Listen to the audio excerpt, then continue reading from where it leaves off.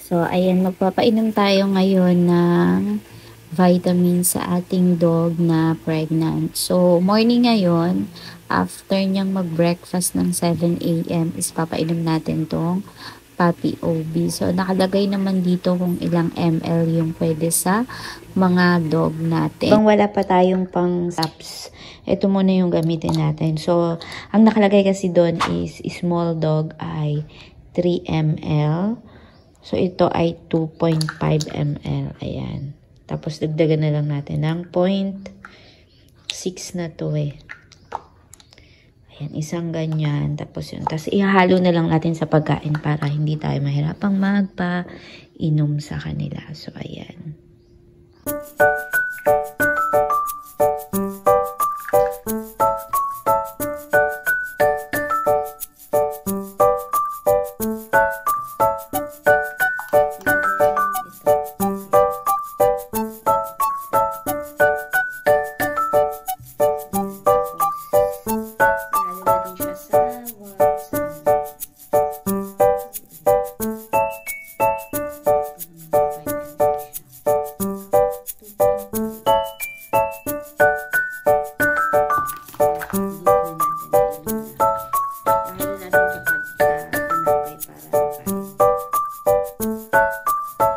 So, ito yung tinapay.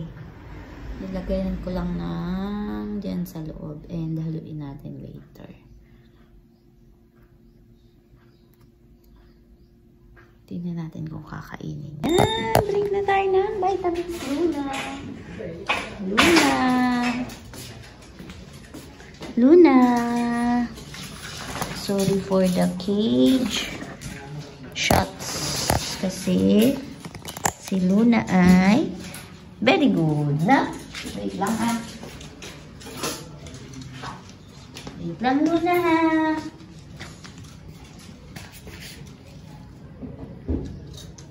Kainin mo to ha.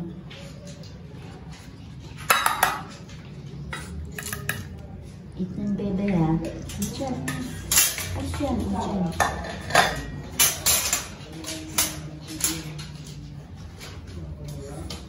Eat mo yan. Eat mo yan.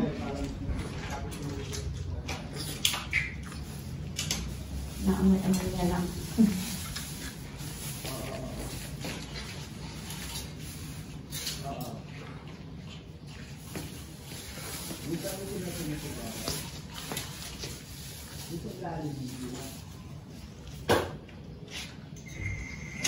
Sige na, ito na yan, Luna. Ayaw niya. Eat mo na yan, dali na, dali na, dali na. Eat mo na yan. Ayaw? Hintayin natin mamaya. Babalikan natin yan. Laro mo lang yata, Luna. Natapon? Ay, teka. Alis. Ayun na, natapon lang, oh. Eat mo, dali. Ayun, oh. Sayang lang. Hindi na. Tinapon mo lang, eh.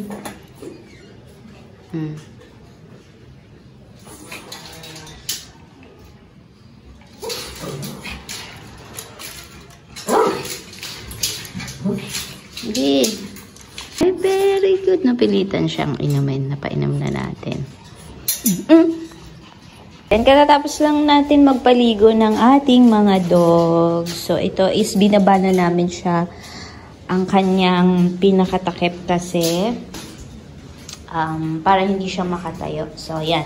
As of now, ay 21 days na ang kanyang tiyan. Ang ingay, oh.